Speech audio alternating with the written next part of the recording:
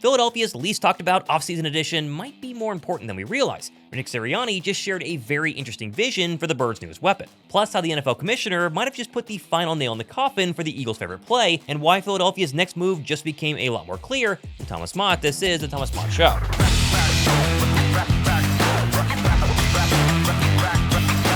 Now, I'll be honest, I didn't want to start today's video with a Tush Push update because we talked a lot about it yesterday, but as soon as my video uploaded, there was a pretty concerning update that came directly from the NFL. Now, of course, for those who weren't aware, the Tush Push vote ban was tabled yesterday until May, meaning for now, Eagle players can still shove Jalen Hurts in the back as much as they want. Problem is, though, Roger Goodell, shortly after my video yesterday, put his hat into the ring by saying, quote, "I think there are safety issues being considered with the Tush Push. We have very little data, but we see the potential risk. It makes a lot of sense to go back to the old rule prohibiting pulling or pushing ball carriers." Which, by the way, if you're wondering what the old rule is he's referring to, apparently pre-2004, when they changed the rule, you were not allowed to push or pull a player across the line to gain. My problem is the NFL commissioner echoed this whole idea of it not being safe. We're worried about injury concerns, which again is total BS. We've talked about this, but I think what he really meant to say is what NFL Competition Committee co-chairman Rich McKay said during his press conference yesterday. Basically, we don't like the way the Tush Push looks. There are definitely some people that have health and safety concerns, but there's just as many people that have football concerns. And then that was kind of what on in the room in the discussion.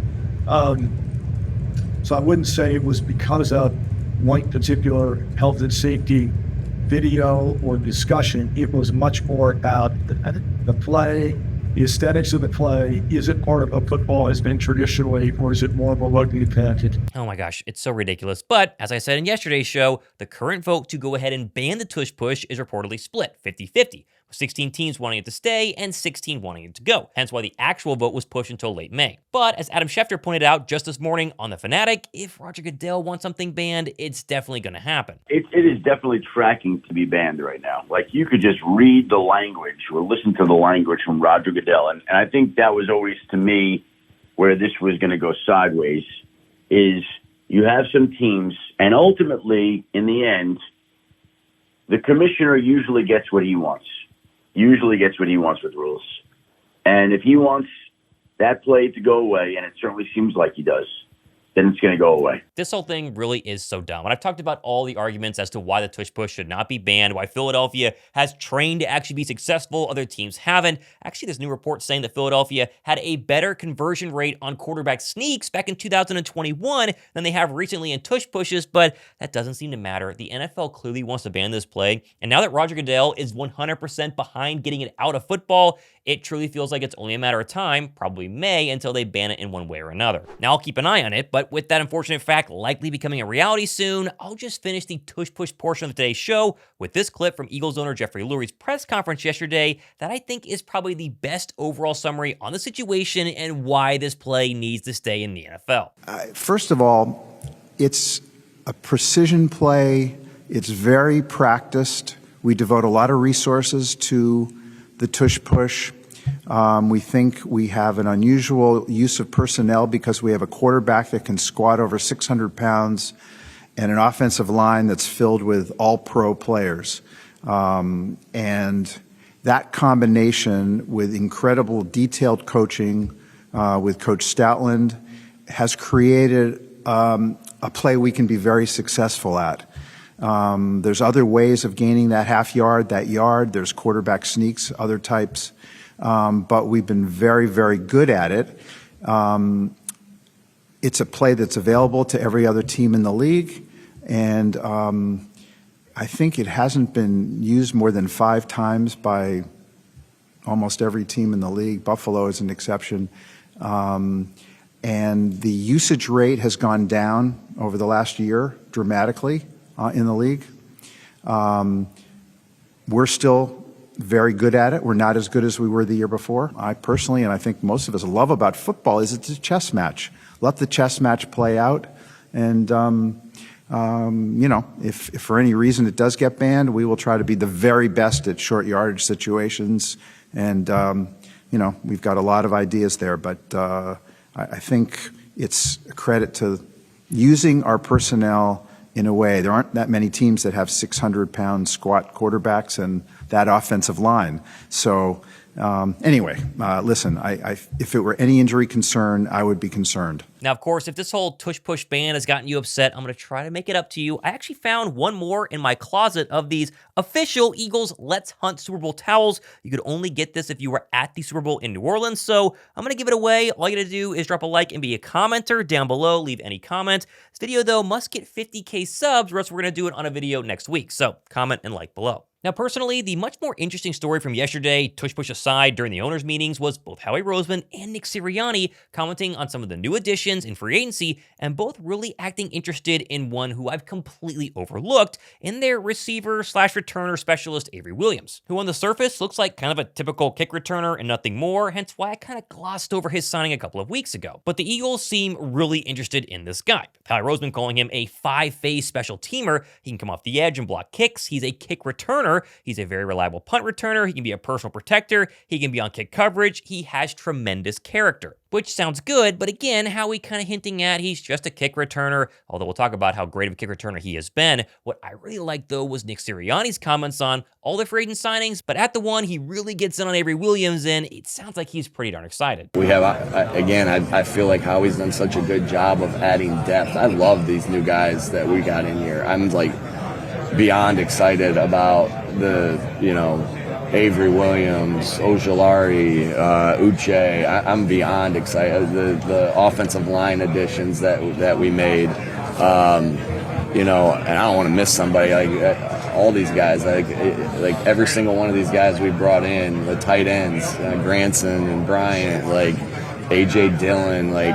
I'm beyond excited about the opportunity that these guys have and the talent that these guys have to go out there and, a lot of those guys are one-year deal. Adoree Jackson, a lot of these guys are one-year deals, and we saw how that worked out for Zach Vaughn last year. We saw how that worked out for Mekhi Becton last year. We saw how that worked out for Isaiah Rodgers last year. I'm missing somebody?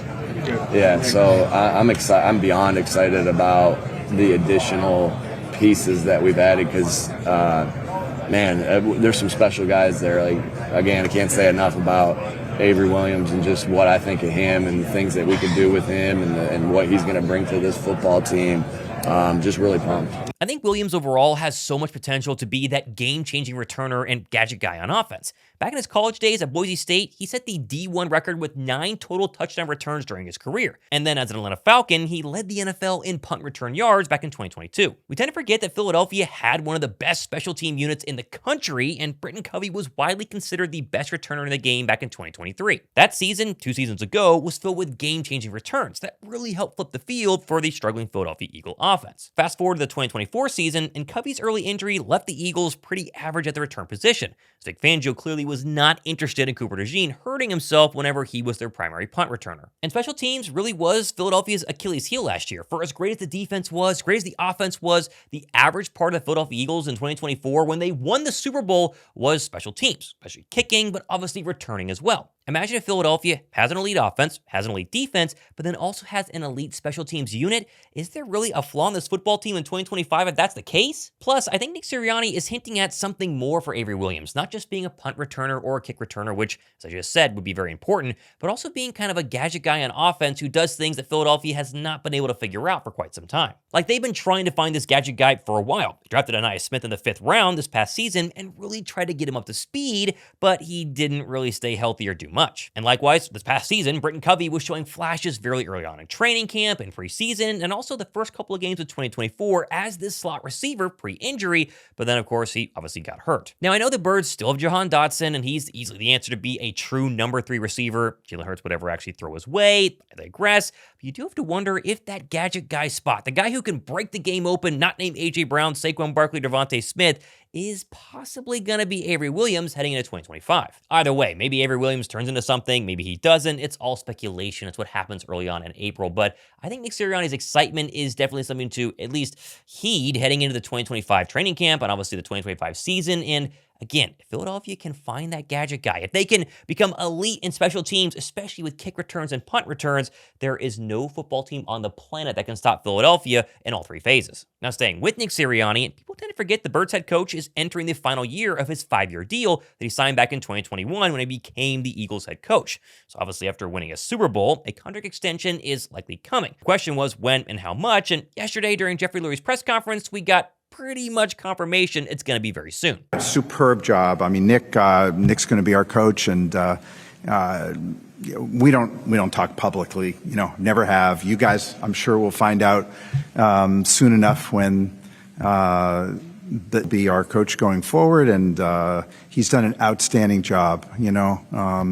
When we were 2-2, right? We then proceeded to win. Correct me if I'm wrong. We went 16-1 after that. 16-1, and the one was when Jalen Hurts, we were winning the game, got a concussion. So it's not easy to go 16-1 in the National Football League, 4 of which are against playoff teams, one of which Kansas City Chiefs in the Super Bowl. So outstanding job. Everything that I had hoped for with Nick, he embodies, whether it's connection, intelligence in so many ways, from football intelligence, emotional intelligence, managing of people, hiring of assistant coaches, growth mindset at all times. It's one of the reasons Howie is so good. Incredible growth mindset. Neither are risk averse. These are all the things that we embody, appreciates, and is a big contributor to the culture we have. So everything that I had hoped for early on, identifying Nick as the next head coach, has come to pass, and great to work with, and he has a growth mindset. He'll get better. Likewise, Adam Schefter hinted today during his radio hit that a Nick Sirianni extension is likely going to be in the 3-year variety. I'm still wondering, though, what the cost is going to be, as NFL head coaches make anywhere between, $3 million a year and up to Andy Reid's $20 million a year paycheck. My guess is Sirianni's going to land somewhere above Ben Johnson at $13 million a year, but below Mike Tomlin and Jim Harbaugh, right about $16 million. But money aside, what matters more is the fact that Nick Sirianni has been the most criticized person in all of Philadelphia sports since its arrival, since his first press conference back in 2021, with nearly every single fan, including myself, calling at one point for his job to go ahead and end. And instead of folding, Nick Sirianni not only has made the playoffs every single season he's been here, he's now gone to 2 Super Bowls and obviously won 1. He deserves every penny the Birds are about to give him, and I think that he has to be considered one of the best coaches in the entire league heading into 2025. Now flying over to Dallas, and the latest offseason mess is starting to unfold with our good friends in Big D. They currently are working on a contract extension with Micah Parsons, which makes sense, they should be doing that, but then Jerry Jones opened his mouth yesterday and caused an absolute mess once again when he said he doesn't need to talk to Micah's agent. Micah's agent's a nobody. He's dealing directly with Micah Parsons. The agent is not a factor here, or something to worry about. And I don't know his name. And so my point is that I'm not trying to demean him in any way, but this isn't about an agent. The agent doesn't have one thing to do with what we're doing when we get on a football field against a team. Micah does. To the degree I'm involved, I do.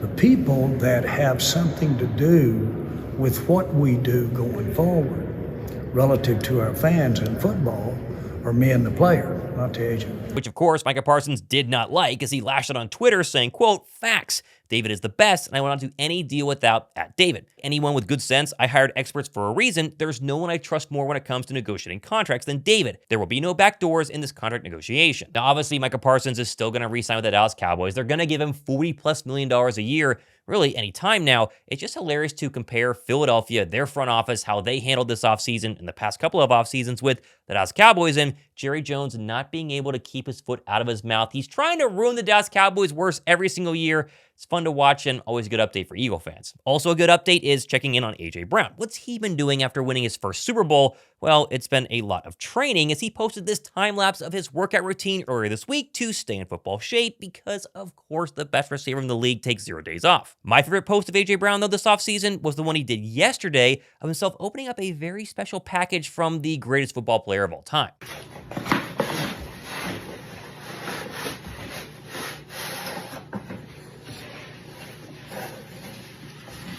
Damn!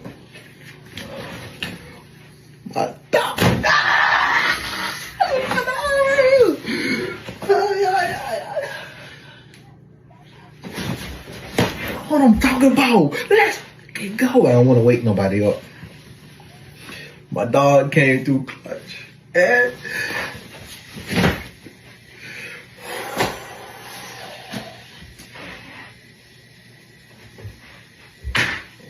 what? My chest a little hard. But let's go, man. Appreciate you, big bro. You officially reached big bro status. We locked in, twin. Nah, man. It's love, man. Appreciate you so much, man. Best to ever put a pair of cleats on. I'm just getting this feeling that the Eagles' skill players, best players overall, are not satisfied at all with the Super Bowl win and want to further cement their legacy by winning multiple Super Bowls, and 2025 could be a very wild ride. Now, I do think we're still a couple of days away from getting into true draft coverage. We're still staying kind of off-season NFL owner meetings, but the NFL draft is 22 days away right now. Philadelphia drafted Quinyon Mitchell with the 22 overall draft pick. Fun note there. But I think the NFL draft coverage on my channel is going to start ramping up, so be sure to subscribe, drop a like, and obviously leave a comment to possibly win the towel as well if this video hits 50,000 views. I'm Thomas Mott, hanging out here on a Wednesday. This has been the Thomas Mott Show.